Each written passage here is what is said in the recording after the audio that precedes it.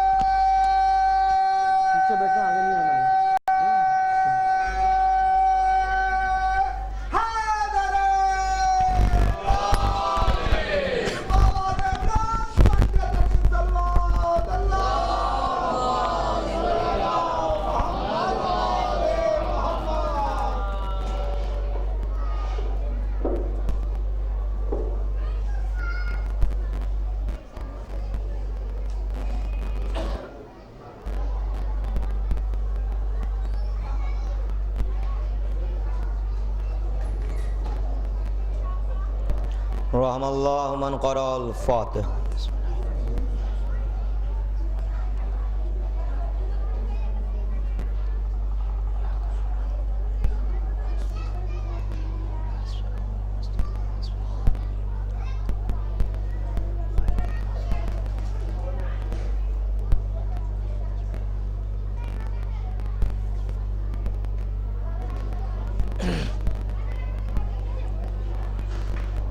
لا حول ولا قوة إلا بالله العلي العظيم۔ أعوذ بالله من الشيطان اللعين الرجيم۔ بسم الله الرحمن الرحيم۔ الحمد لله الذي لا يبلغ مدحته القائلون ولا يحصي نعماءه العادون ولا يؤدي حقه المجتهدون۔ الذي لا يدركه بعد الهمم ولا يناله غوص الفطن۔ الذي ليس لصفته حد محدود ولا نعت موجود ولا وقت معدود ولا أجل ممدود۔ فطر الخلائق بقدرته ونشر الرياح برحمته ووتد بالصخور ميدان أرضه۔ ثم الصلاة والسلام وتحية والإكرام على مولانا مولى الثقلين جد الحسن والحسين إمام الحرمين صاحب كعب وقوسين وصاحب لواء الحمد سيدنا الموجد بشيرنا المسدد نظيرنا المؤيد المصطفى الأمجد المحمود الأحمد أبي القاسم محمد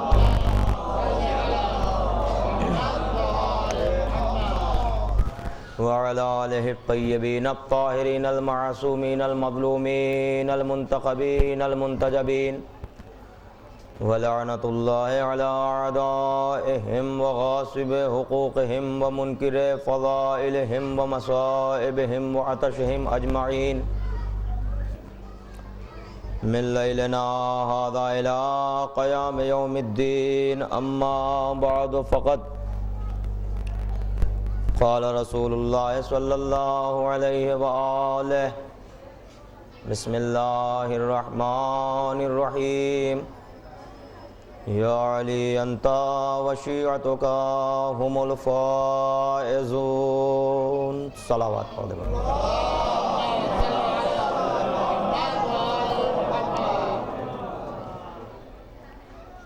حاضرین مجلس، معزز سامعین کرام،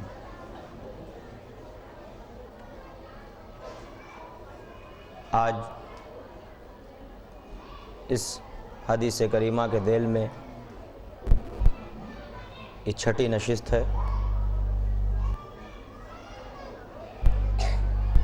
چند گزارشات یکے بعد دیگر مجالس میں آپ حضرات کی بارگاہ عالیہ میں پیش کرنے کا شرف حاصل ہو رہا ہے. ظاہر ہے بھائی عالم بھائی نے اعلان کیا کہ آپ حضرات وقت کی پابندی کیجئے. دیکھیے ایسا ہے، اگر آپ کا بھی یقین ہو تو اچھی بات ہے. میں اپنی بات کرتا ہوں کہ دنیا کے تمام ذکر میں یہی ذکر اہل بیت وہ ہے جو نہ ذاکر کا محتاج ہے نہ سامعین کا محتاج ہے. اور میں بھی اپنے لیے یہ سمجھتا ہوں واحد ذکر ہے یہ، چونکہ علامہ مجلسی سے لے کے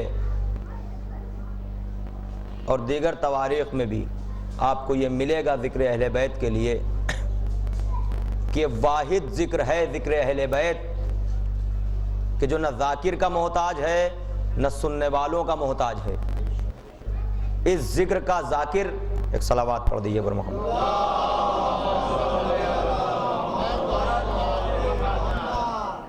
اس ذکر کا ذاکر خود پروردگار ہے، سامعین انبیاء اور ملائکہ ہیں.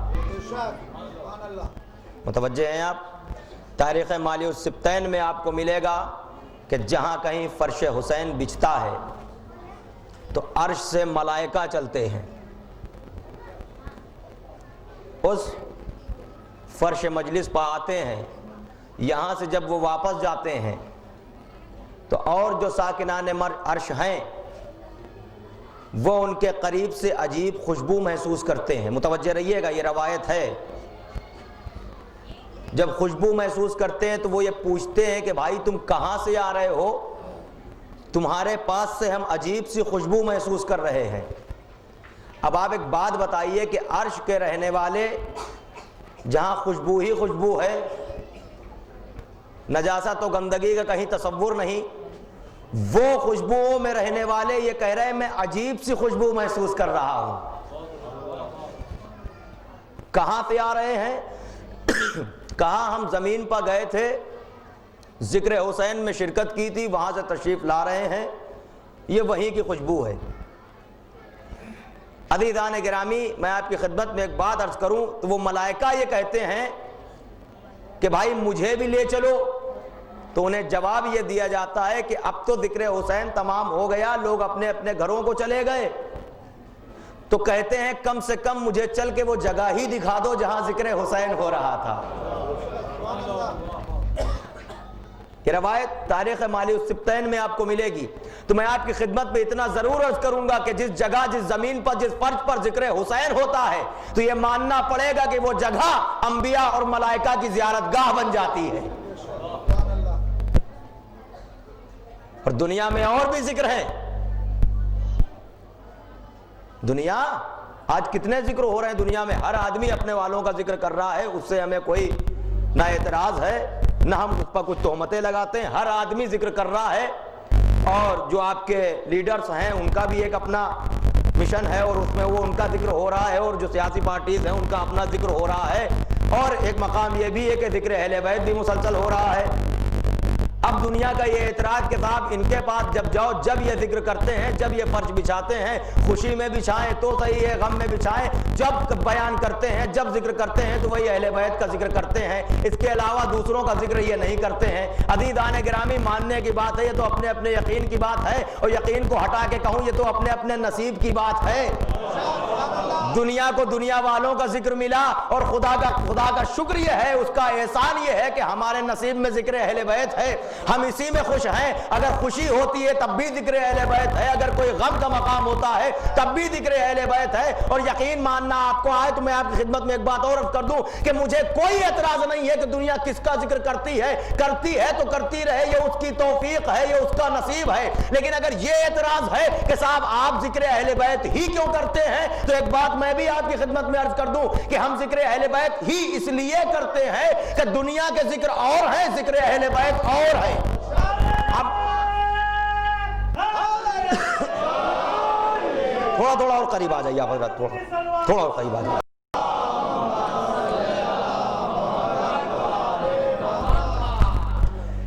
اگر یہی بات ہے کہ یہی ذکر آپ کیوں کرتے ہیں تو میں آپ کی خدمت میں عرض کر دوں کہ آپ بھی جس کا دل چاہے ذکر کریں، جس کا چاہے دامن تھام لے، جس کی چاہے اتباع کریں، جس کا چاہے ذکر کرتے رہیں، لیکن دنیا کے ذکر میں اور اہل بیت کے ذکر میں ایک بنیادی فرق ہے۔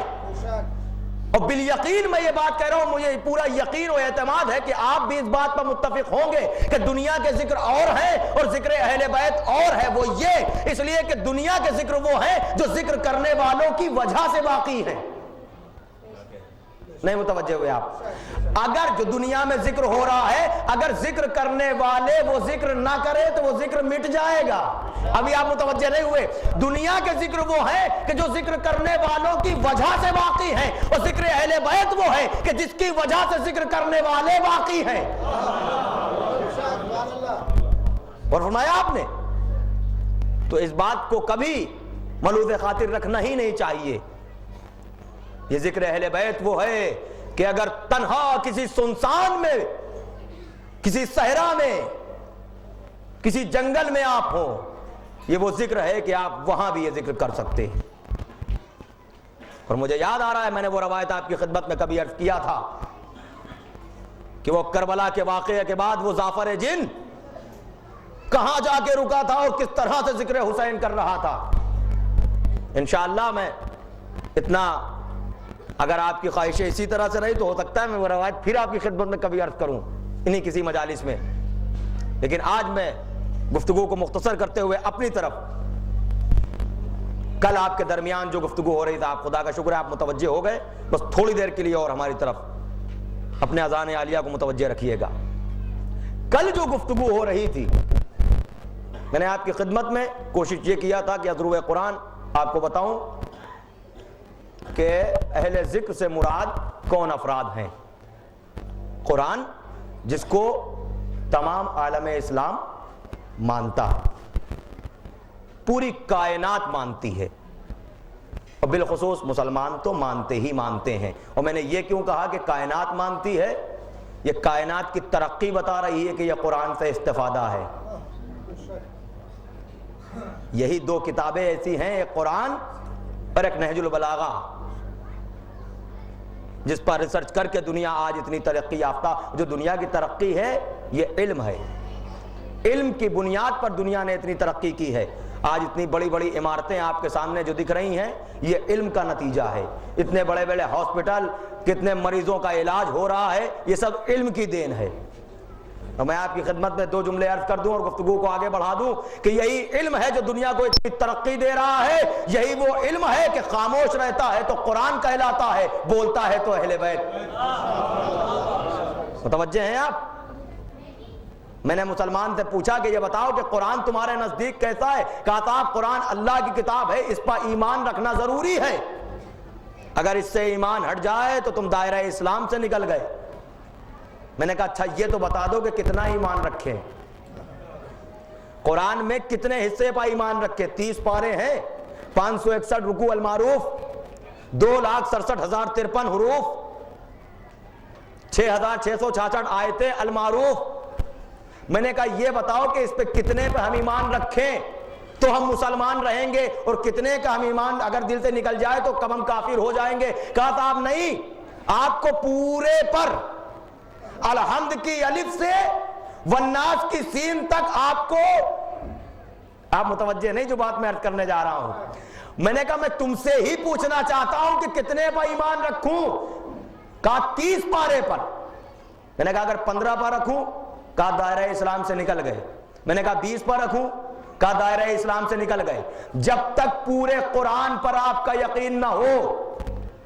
میں نے کہا اچھا یہ بتاؤ کسی ایک سورے کو چھوڑ سکتے ہیں؟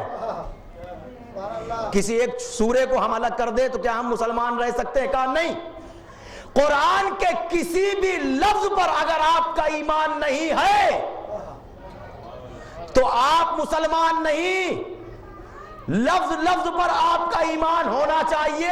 میں نے خدا کا شکر ادا کیا کہ پروردگار یہاں لفظوں کی بات ہے, ہمارا ایمان تو یہ ہے کہ کوئی اگر نقطے کا بھی انکار کر دے, اگر نقطے کا بھی انکار کر دے تو وہ مسلمان نہیں, اور پوری کائنات منحصر ہے اسی نقطے پر. خدا کا شکر ہے آپ متوجہ تو ہیں, اسی نقطے کا مرحلہ ہے. کتنا ایمان, کہاں تک ایمان. اور خدا کا شکر یہ ہے, میں کیا عرض کروں آپ کی خدمت میں, کہ امیر المومنین نے کہا بھی خود کو تو بے کا نقطہ, جہاں سے قرآن کی ابتدا ہے. متوجہ ہیں, بے کا نقطہ. اور یہ بچہ جانتا ہے کہ بے کا نقطہ اس لیے کہا ہے کہ اگر نقطے کو ہٹا لیا جائے تو اس کھینچی ہوئی لکیر کی حیثیت نہیں ہے, اور اگر اس لکیر کو مٹا بھی دیا جائے تو نقطہ نقطہ ہے. متوجہ ہیں آپ. اور کسی لفظ کا اس لیے نہیں استعمال کیا کہ اگر اس پر سے نقطہ ہٹا دیا جائے, نیچے سے ہٹا دیا جائے, بیچ سے ہٹا دیا جائے, اوپر سے ہٹا دیا جائے تو وہ دوسرا حرف پڑھا جا سکتا ہے. لیکن بے کا نقطہ اس لیے کہا کہ اگر تم نے نقطے کو ہٹا دیا تو بسم اللہ ہی غلط ہو گئی. متوجہ ہیں. اب دل میں آتا ہے آپ کو تھوڑی دیر کے لیے ہمت انگوش کروں, خلاق دو عالم کی عجب شان ہے علی. بے کا نقطہ ذہن میں رکھیے گا. خلاق دو عالم کی عجب شان ہے علی, جلوے ہے سب خدا کے پر انسان ہے علی.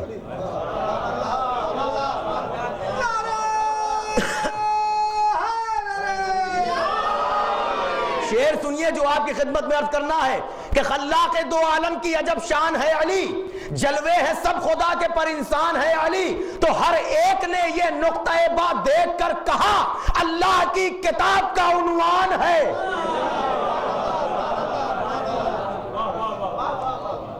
اللہ کی کتاب کا عنوان ہے علی. متوجہ ہیں آپ. الحمدللہ رب العالمین, تمام تعریف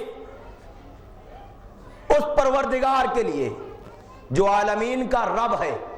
متوجہ رہیے گا, رب العالمین, رب عالمین. میں نے کہا رب العالمین میں بے کئی مرتبہ استعمال ہوئی.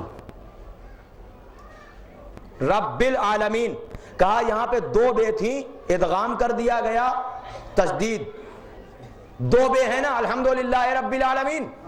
تو جب 2 بے ہیں تو پہلی بے ملی ہے رب سے. بھائی متوجہ نہیں آپ. پہلی بے ملی ہے رب سے اور دوسری بے ملی ہے عالمین سے. ارے اب تو پہچانو, اور وہ نقطہ ہے علی. وہ نقطہ ہے علی. بے ہیں 2, ایک بے ملی ہے رب سے, دوسری ملی ہے عالمین سے. ماننا پڑے گا کہ علی عبد اور معبود کے درمیان. اگر اس بیچ سے ہم بے کو ہٹا دیں, عالمین الگ, रब अलग, राबता खत्म। तो मानना पड़ेगा कि अगर आलमीन के दरमियान बसने वालों को अल्लाह तक जाना है तो जरिया अली को बनाना पड़ेगा। और शरीयत इस चीज की तरफ मुतवज्जे करती है, जब भी कोई काम करना तो बिस्मिल्लाह कहना। ये कौन सी तासीर है? यूसुफ मिस्र के बाजार में तौले जा रहे हैं, दौलत का अंबार लगा है, मगर यूसुफ का पल्ला हिल नहीं रहा। यूसुफ खुद कहते हैं कि अगर खरीदना ही चाहते हो, तौलना ही चाहते हो, एक कागज और कलम लाओ। मैं कहूंगा यूसुफ बड़े खुशकिस्मत हो, तुमने कागज और कलम मांगा। मुतवज्जे हैं आप? अब यूसुफ ने क्या किया? बिस्मिल्लाहिर्रहमानिर्रहीम लिख दिया, दूसरे पल्ले में रख दिया। यूसुफ बुलंद हो गए। अब आप ना समझेंगे तो कौन समझेगा? उस बिस्मिल्लाह में कमाल क्या था? का कमाल यह था कि नुक्ता बा है और कुजा यूसुफ कहां अली। मेरा मौला बे का नुक्ता है बहुक्मे किबरिया। शौकत रजा सिंधी, मेरा मौला बे का नुक्ता है बहुक्मे किबरिया, ताकि उसको मजहरे जाते जली कहना पड़े। इतनी सख्त लफ्ज़ें तो नहीं है कि आपके समझ में नहीं आ रही। मेरा मौला बे का नुक्ता है बहुक्मे किबरिया, ताकि उसको मजहरे जाते जली कहना पड़े। तो इसलिए बिस्मिल्लाह वाजिब कर दिया हर काम में। जो बशर अल्लाह कहे पहले अली कहना पड़े। सल्लल्लाहु मुहम्मद वाल।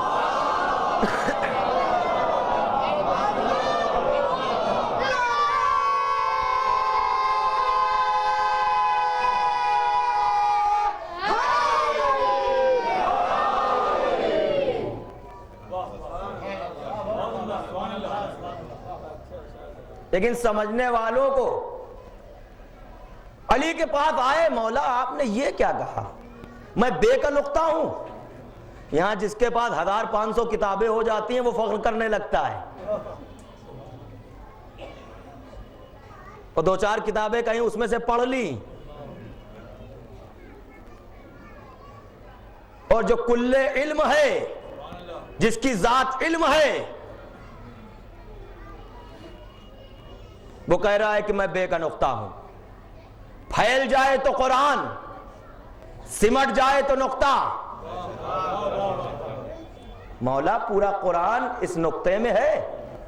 अरे आज तो समझने में कोई दुश्वारी नहीं है, पूरी पूरी लाइब्रेरियां एक फ्लॉपी में आ जाती हैं।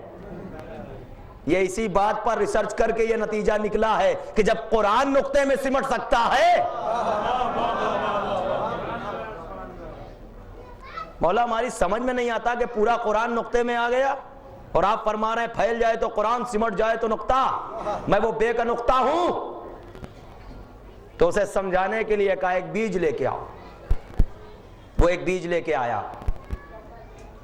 तो मौला ने पूछा बता ये क्या है? कहा मौला ये बीज है। कहा और कुछ है ये? कहा नहीं मौला ये बीज है। कहा गौर से देख। कहा बीज है। कहा कुछ नजर नहीं आता? कहा नहीं। फिर पूछा कि है क्या? कहा बीज। कहा सुन। बीज को लिया। कहा ये फकत बीज नहीं है, इसमें जड़ भी है, इसमें तने भी हैं, इसमें पत्ते भी हैं। आप क्या सुन रहे हैं? इसमें फल भी है, इसमें फूल भी है। कहा मौला नजर नहीं आता? कहा जब इस दाने को तुराब के दामन में दोगे, जब इस दाने को तुराब के दामन में दोगे तो इसकी हकीकत निखर के सामने आ जाएगी। इसी तरह उस नुक्ते को अबू तुराब के दामन में सल्लल्लाहु मुहम्मद वाल।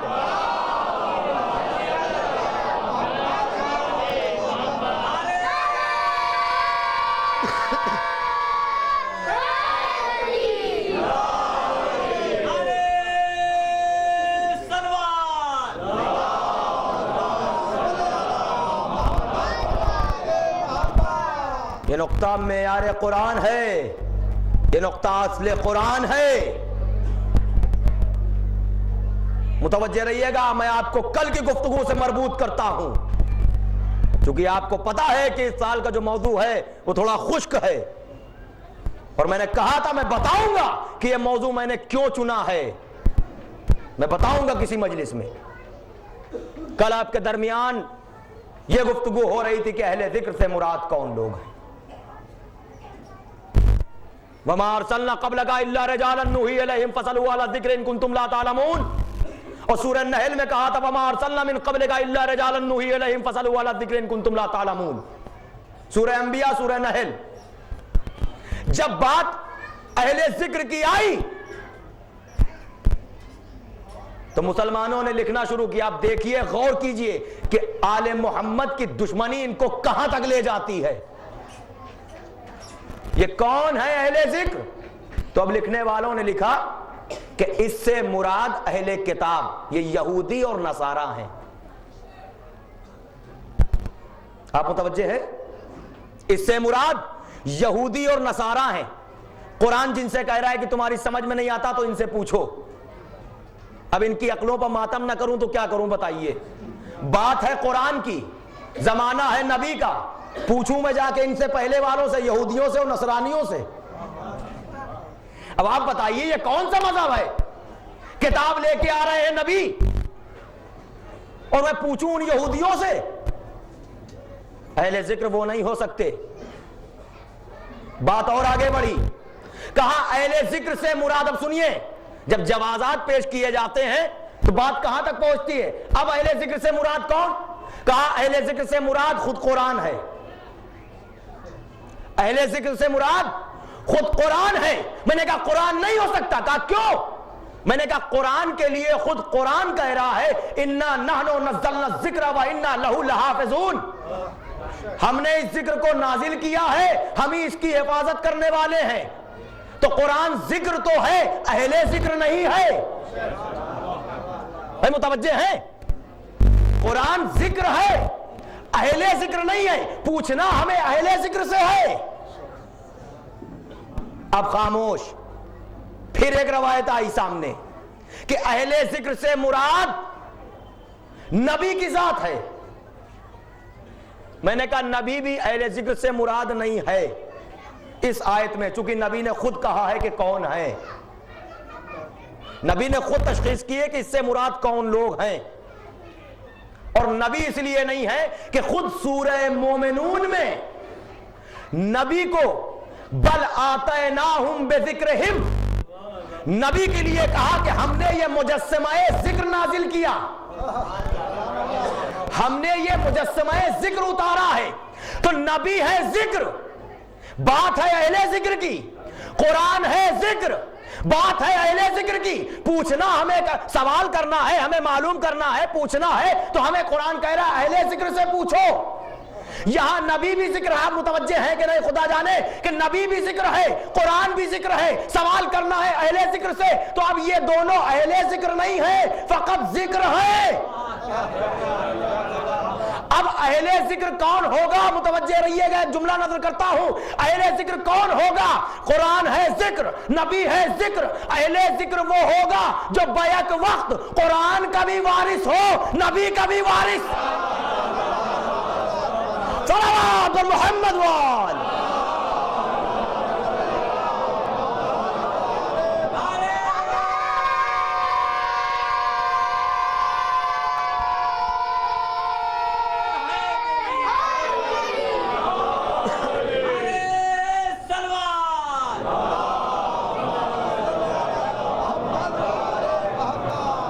قرآن ہے ذکر، نبی ہے ذکر. بات ہے اہل ذکر کی. میں آپ کی خدمت میں ایک بات اگر میں سمجھا سکا، میں آپ تک پہنچا سکا، اور اگر آپ سمجھ گئے تو میں سمجھوں گا میری محنت وصول ہو گئی. معاملہ دراصل یہاں پر یہ ہے عزیزان گرامی، علماء کرام بھی تشریف فرما ہے، مجھے یقین ہے کہ بات اگر صحیح ہوگی تو تائید فرمائیں گے. قرآن ہے ذکر، نبی ہے ذکر. جو ان دونوں کا وارث ہوگا وہ ہوگا اہل ذکر. معاملہ یہاں پر یہ ہے کہ قرآن ہے اسم، متوجہ رہیے گا، قرآن ہے اسم، قرآن مسمى نہیں ہے، اسم ہے۔ میرا نام ہے مناظر، آپ یہاں اعلان کرتے رہیے کہ مناظر کا مجلس پڑھیں گے پڑھیں گے پڑھیں گے، مگر اس وقت تک مجلس نہ ہوگی جب تک ہم نہ آئیں گے۔ متوجہ نہیں ہے؟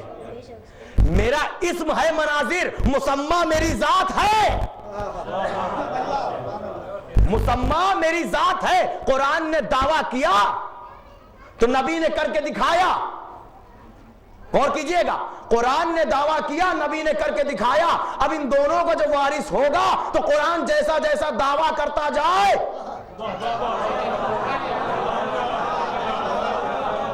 حقیقی وارث وہی ہوگا کہ اسے کر کے دکھائے۔ قرآن ہے اسم، یہ 14 ہے مسمى۔ قرآن اسم ہے، یہ 14 ذوات مقدسہ، یہ مسمى ہے، قرآن ہے۔ نبی نے چاند کو 2 حصوں میں تقسیم کیا۔ اب اگر کوئی وارث حقیقی تھا، آپ متوجہ نہیں عزیزان گرامی، اگر کوئی وارث حقیقی تھا، اما چاند تو چاند کسی چارپائی کے 2 ٹکڑے کرتا۔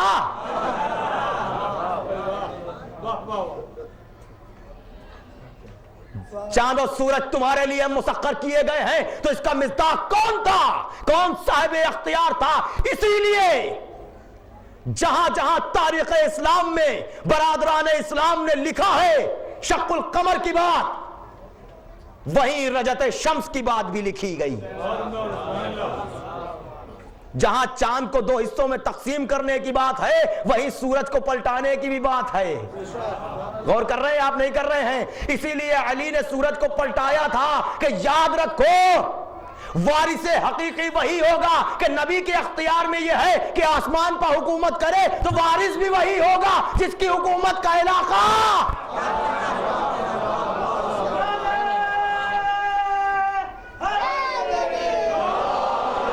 متوجہ رہیے گا عزیزان گرامی۔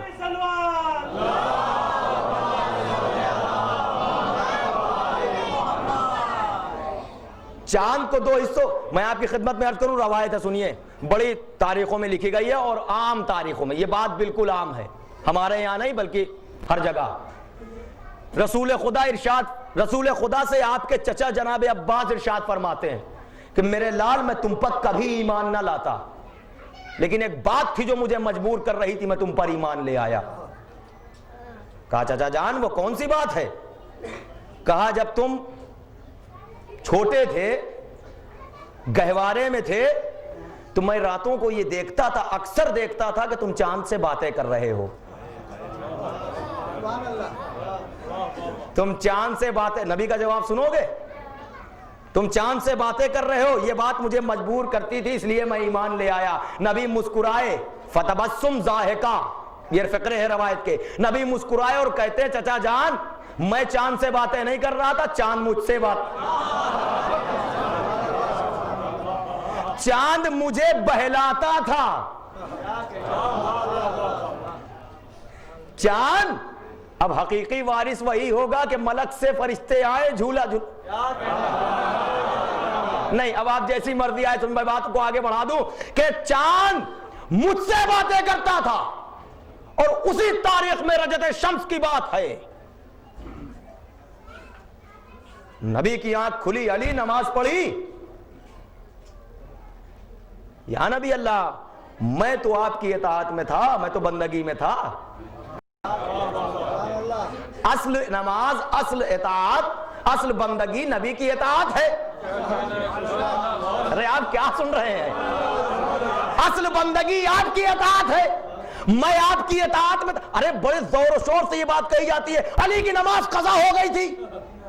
اما مجھے کوئی یہ تو بتائے کہ اگر علی کی نماز قضا ہو گئی تھی تو نبی نے کب پڑھی؟ نبی تو سو رہے تھے۔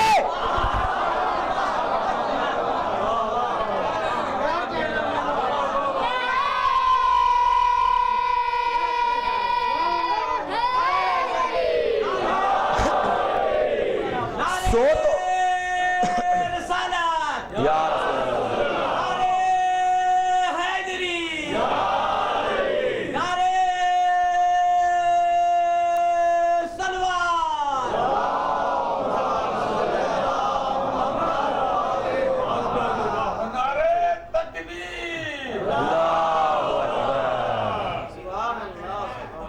سو تو نبی رہے تھے، علی کے زانو پر نبی سو رہے تھے. آپ کو ان کی نماز کے بارے میں خیال ہے جو سو رہا ہے؟ کہا سورج کو واپس بلاؤ. متوجہ رہیے گا، نبی نے کیوں نہ واپس بلایا؟ کیا نبی معاذ اللہ نہیں بلا سکتے تھے؟ ہم چاند کو 2 حصوں میں بانٹ دیا، سورج کو ہی بلا سکتے تھے، لیکن نہیں. علی تم بلاؤ. علی نے اشارہ کیا، ڈوبے ہوئے سورج کی تقدیر پلٹی.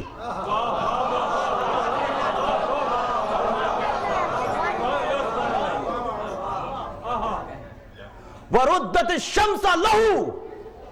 فقرے یہ ہے کہ سورج پلٹا علی کے لیے، دونوں کے لیے نہیں لکھا، علی کے لیے پلٹا. اور علی چاہتے تو قیامت تک سورج غروب نہ ہوتا.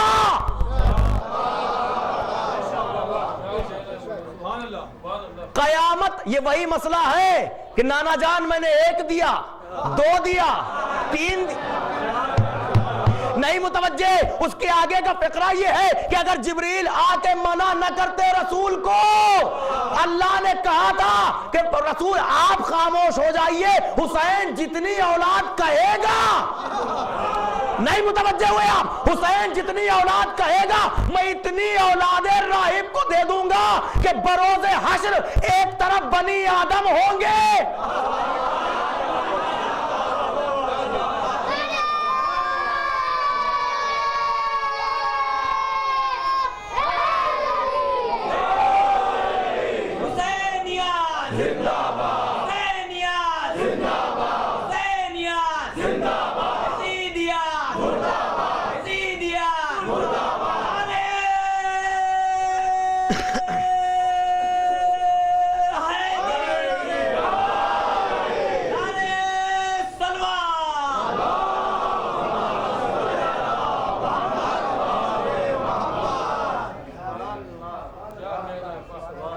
ایک دی، وہ تو نبی کی بارگاہ سے پلٹ چکا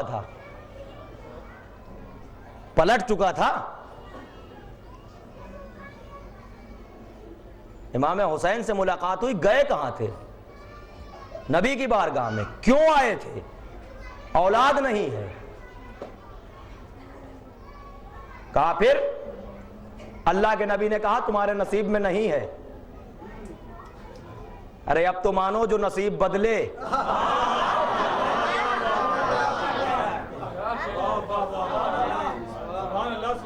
تمہارے نصیب میں نہیں ہے، اللہ نے نہیں لکھی.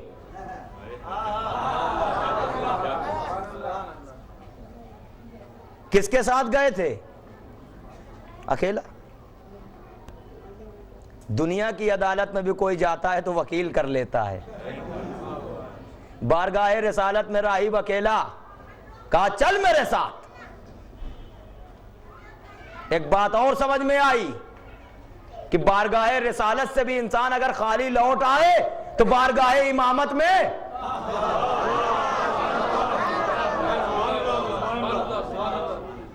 لے کے پہنچا.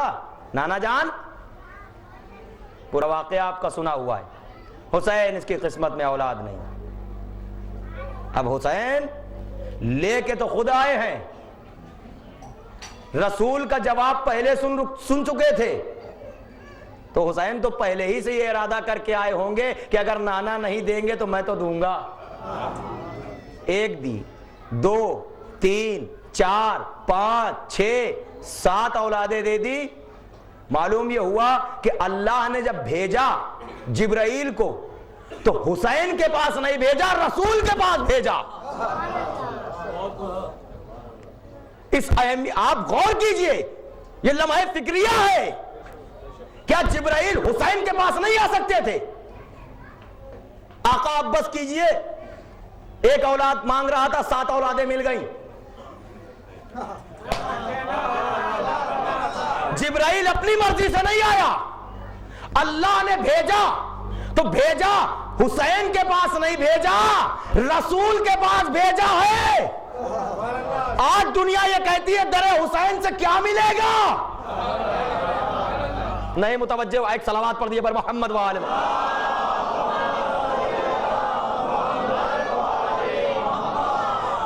تو وہی مسئلہ وہاں اور وہی مسئلہ یہاں، متوجہ رہیے گا۔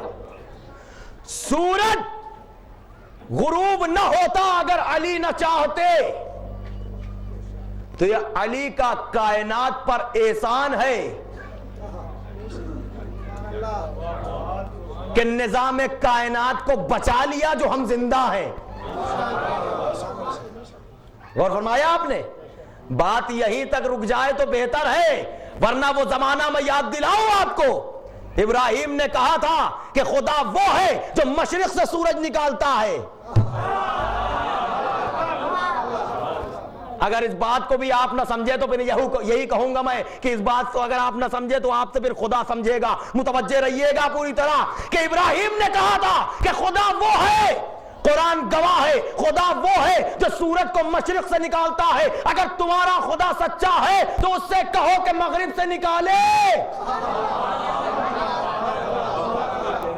تمہارا خدا اگر سچا ہے تو اس سے کہو کہ وہ مغرب سے نکالے۔ میں کہوں گا ابراہیم جب کہا تھا اب آ کے دیکھ لو سورج مغرب۔ نعرہ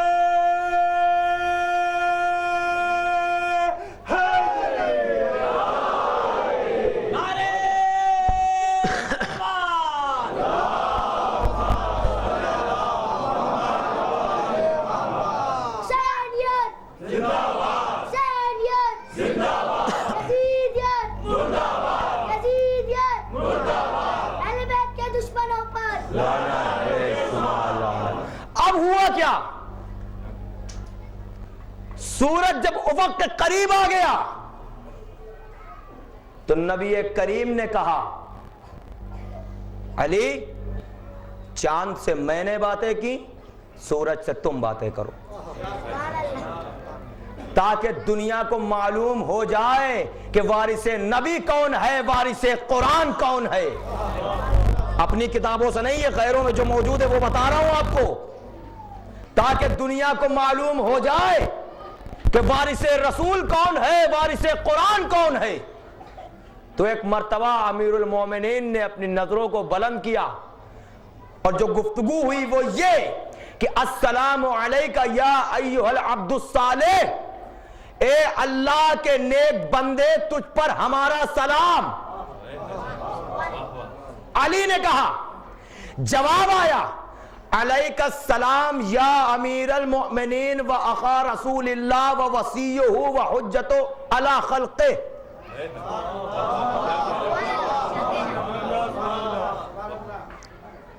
علی نے کہا تھا سلام اللہ کے بندے، جواب آیا مومنین کے امیر تجھ پہ ہمارا سلام، برادر رسول تجھ پہ ہمارا سلام، وصی رسول تجھ پہ ہمارا سلام، اے مخلوق خدا پر خدا کی حجت، تجھ پر ہمارا سلام۔ یہاں سے ایک مرتبہ سلام گیا، وہاں 5 سلام آ رہے ہیں۔ ارے سورج کو معلوم ہے، اب کہو کہ وہ بھی شیعہ ہے، اور جب تم کہو گے کہ وہ شیعہ ہے تو میں کہوں گا کامیاب ہے۔ صلوات محمد وآل۔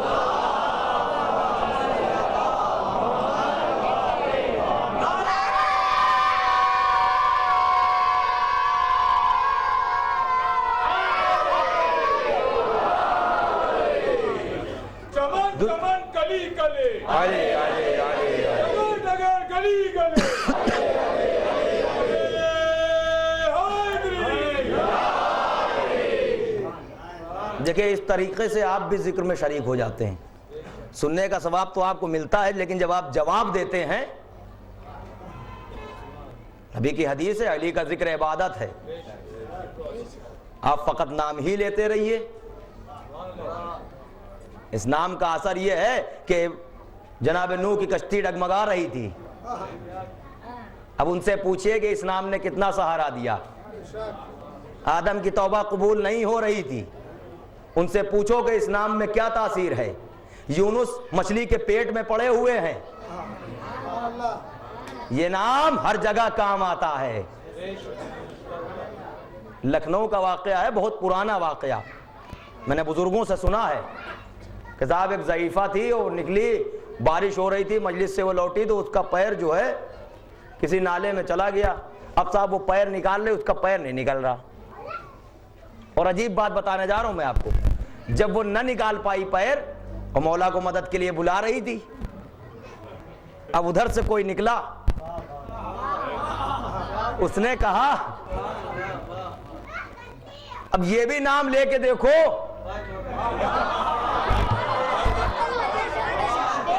اب ہوا کیا کہ جب اس نے وہ نام لیا تو پیر نکل آیا. اب اس نے انداز طنز میں کہا کہ دیکھا کون آیا مدد کرنے. لیکن آپ کو معلوم ہے محبت اہل بیت رکھنے والے کبھی شرمندہ نہیں ہوتے. اس نے ضعیفہ نے جواب یہ دیا, سچ کہا تو نے کہ اس گندگی میں وہ کہاں آئیں گے, جو جہاں کا ہوتا ہے وہاں مدد کرنے. صلوات پڑھ دے محمد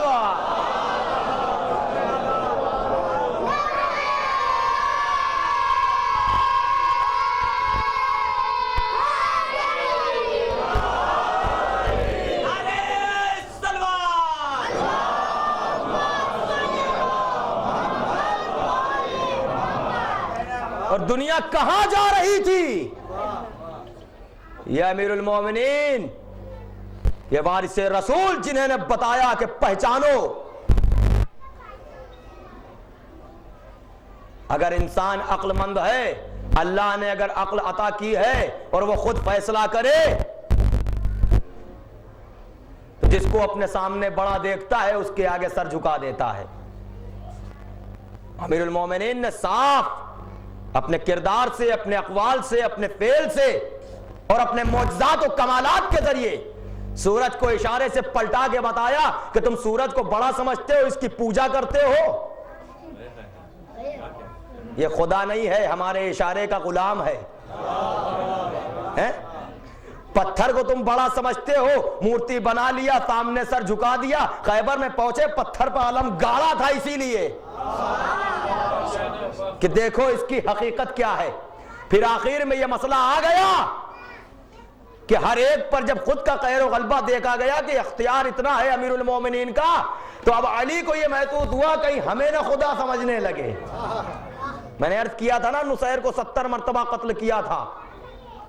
کیوں قتل کیا تھا؟ کہ وہ خدا کہہ رہا تھا اور علی کہہ رہے تھے کہ خدا نہ کہو. بڑے افسوس کی بات ہے کہ جو خدائی سے انکار کر دے وہ خلافت کے لیے جنگ کرے گا. اور جب دوسری مرتبہ نصیر کو قتل کیا ہے, کہا آپ خدا نہ کہو, تو پلٹ کے کہتا ہے مولا ابھی تک تو شک تھا, اب یقین ہو گیا. میں انشاءاللہ آپ کی خدمت میں یہ گفتگو کا جو ربط ہے یہ ختم نہ ہونے دوں گا. میں آپ کی خدمت میں عرض کروں گا کہ قرآن نے کیسے کیسے وعدے کیے ہیں, اور حقیقی وارث قرآن و وارث رسول کون تھا جس نے وہ تمام چیزیں آپ کو دکھائی ہیں. اور اگر یہ ذوات مقدسہ نہ ہوتی تو قرآن کا دعویٰ فقط دعویٰ رہتا, اس پر دلیل اس پر ثبوت نہیں مل سکتا تھا. اور یہ تو اس طرح سے ملے ہوئے ہیں, تم کہاں تک چلو گے؟ تم نے تو اپنی کوششیں کر لی اور ہار گئے, حکومتیں برباد ہو گئی, تخت و تاج مٹ گئے, وہ دربار فنا ہو گئے. لیکن یہ وہ ذکر ہے کہ کل بھی تھا, آج بھی ہے, صبح قیامت تک ہوتا رہے گا. اور تم نے چاہا کہ قرآن اور اہل بیت کو جدا کر دیں گے, تم گردن تو جدا کر سکتے ہو لیکن قرآن کو اطرت سے جدا نہیں کر سکتے. یہ اعلان نوک نیزہ پر حسین ابن علی نے کیا کہ تم نے سر و تن میں جدائی تو کر دی لیکن قرآن و اطرت کو جدا نہیں کر سکتے. اور جب نیزے پر پہنچے ہیں تو سورہ کہف کی تلاوت کی ہے، اور آپ پورا واقعہ سورہ کہف پڑھیے گا اور اس کے بعد اندازہ کیجئے گا کہ حسین ابن علی نے ان آیتوں کی تلاوت کیوں کی۔ اس میں پورا واقعہ کربلا اور پوری نبی سے لے کے اب تک کی مصیبتیں اور کیا ہونے والا ہے، یہ کیوں کیا گیا، ان کرنے والوں کا انجام کیا ہے، ساری چیزیں آپ کو اس کے پس منظر میں ملیں گی۔ سورہ کہف کی تلاوت، لیکن عزیزان گرامی عالم یہ تھا، نو کے نیزہ پر بھیا تلاوت کر رہا ہے، ام کلثوم یہ کہتی ہے میرے بھیا کے سر کو آگے آگے لے چلو، میرے بھیا کو آگے آگے لے چلو، جس نیزے پر میرے بھائی کا سر ہے۔ کسی نے پوچھا کہ بی بی ایسا کیوں فرما رہی ہیں؟ کہا میرا بھائی تلاوت کر رہا ہے، میرے بھائی کی تلاوت یہ مجمع سن رہا ہے، سر کو آگے کر دو تاکہ یہ مجمع اس سر کی طرف متوجہ ہو جائے، ہم بے مقنا و چادر ہیں۔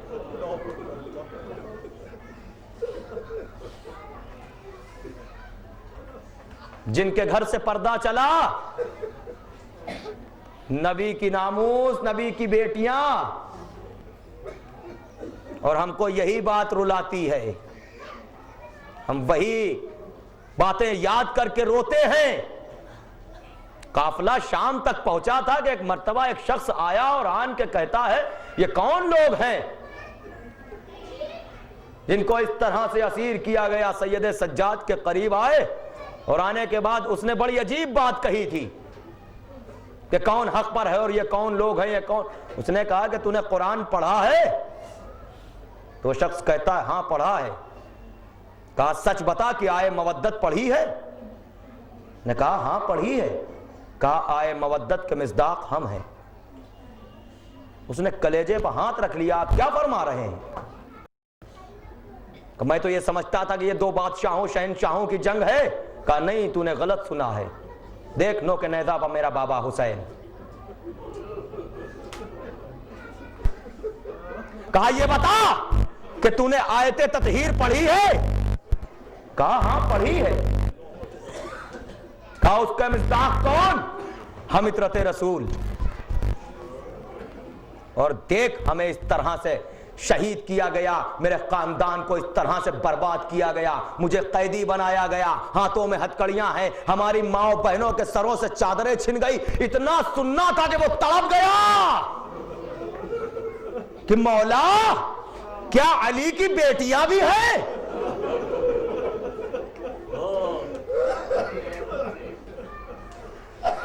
بس یہ سنتے ہی وہ پلٹ کے اپنے گھر کی طرف گیا اور جانے کے بعد اپنے گھر کی عورتوں کے سروں سے چادریں اتاری۔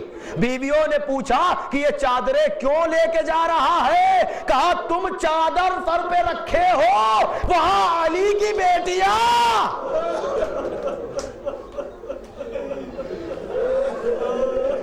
خدا آپ کو کسی غم میں نہ رلائے۔ عزادارو سنیے، قافلہ آزاد ہو گیا۔ آپ کی فرمائشوں پر ہم قربان، میں آپ کی خدمت میں عرض کر رہا ہوں، خواہش ہے تو سنیے۔ میں نے چاہا تھا کہ کچھ اور باتیں آپ کی خدمت میں عرض کروں گا، لیکن اب یہ سوال ہے کہ سر حسین کہاں گیا؟ نجف اشرف کی جن حضرات کو زیارت ملی ہے، پروردگار انہیں پھر سے دکھائے، اور جو حج و زیارات کے مشتاق ہیں انہیں اس سے مشرف فرما۔ جو لوگ جائیں گے نجف اشرف میں، وہاں پہ پتہ چلے گا ان کو کہ سر امیر المومنین کی طرف زیارت امام حسین پڑھی جاتی ہے۔ وہاں تاکید سے لوگ پڑھتے ہیں زیارت امام حسین۔ کیوں؟ اس لیے کہ سب سے پہلے سر حسین نجف پہنچا تھا۔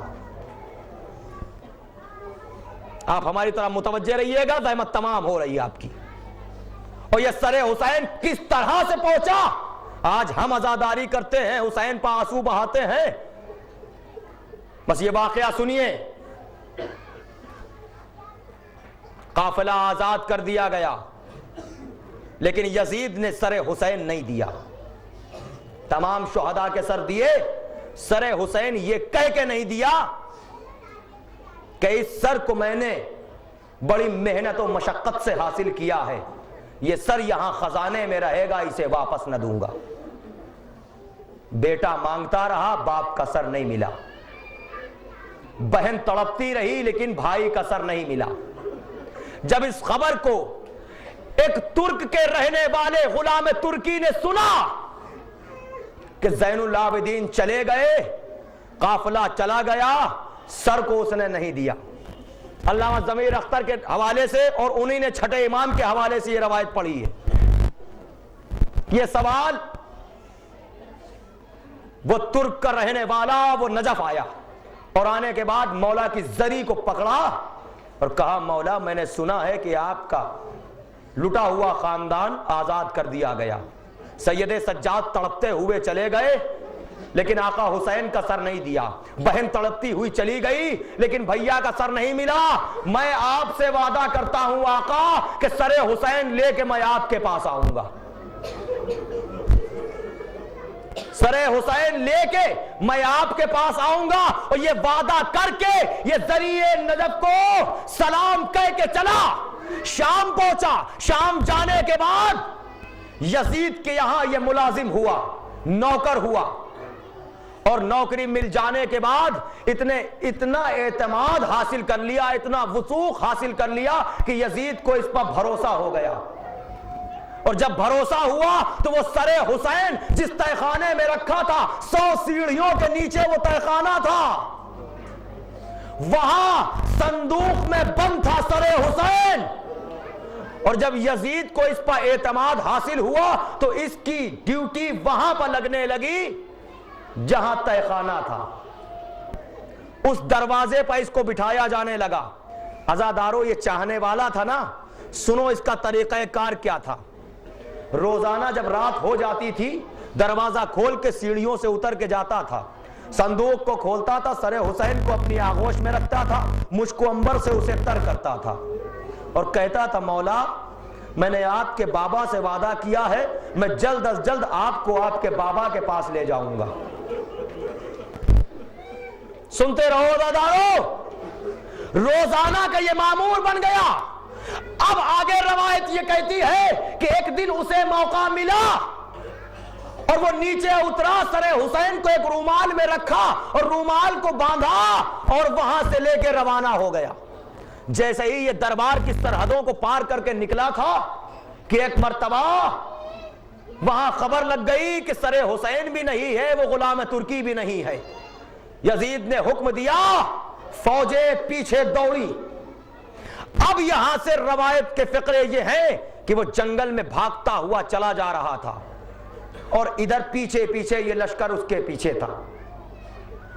وہ یہ کہتا ہے کہ میں سارے لشکر کو دیکھتا تھا لیکن خدا کا کرم یہ تھا کہ اس نے مجھے لشکر کی نگاہوں سے روپوش کر دیا. میں لشکر دیکھتا تھا, لشکر کا کوئی بھی فرد مجھے نہیں دیکھ سکا اور مجھے ڈھونڈتے ڈھونڈتے تھک ہار کے لشکر واپس ہو گیا. میں جنگل میں دوڑتا ہوا نجف کی سمت چلتا رہا کہ چلتے چلتے ایک وہ مقام آیا, سنو عزادارو, کہ ایک نصرانی عورت اپنی 40 کنیزوں کے ساتھ اسی جنگل میں قیام کیے ہوئے تھی. ایک کنیز نے دیکھا, اس نصرانی شہزادی کا نام خورشید بانو تھا. اس کی کنیز نے دیکھا کہ ایک شخص ہے اپنے ہاتھوں میں اللہ جانے کیا لیے چلا جا رہا ہے, لیکن وہ ایسی چیز ہے کہ جس سے اتنا نور پھوٹ رہا ہے کہ جس سے پورا جنگل روشن ہے. پلٹ کے آئی شہزادی, میں نے کیا دیکھا, کون سا شخص ہے, اپنے ہاتھ میں کیا لیے جا رہا ہے, کہا اسے بلایا جائے. بھئی یہ کنیزیں گئیں اور اسے لے کے آئیں. جب وہ آیا تو اس سے پوچھا خورشید بانو نے, اے بھائی یہ بتا کہ تیرے ہاتھ میں یہ کون سا موتی ہے جس کی روشنی سے پورا جنگل روشن ہے؟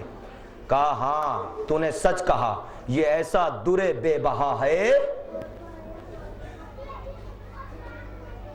جس کی روشنی سے سارا جنگل روشن ہے.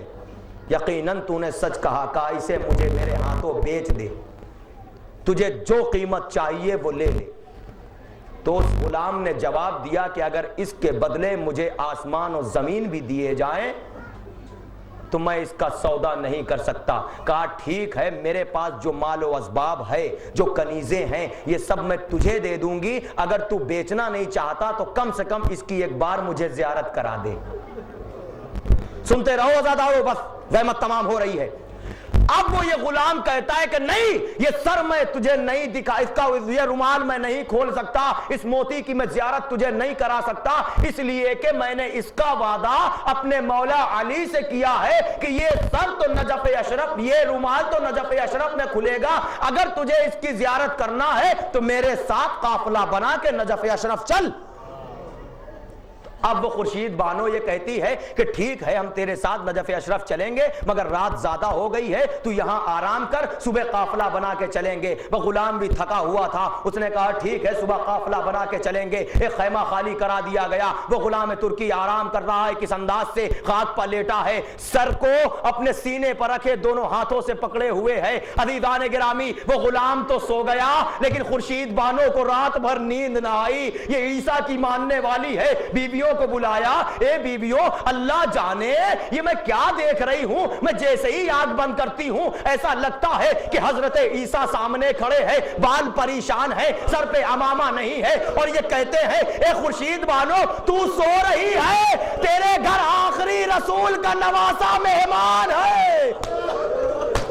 عزادارو, خورشید بانو بیدار ہوئی,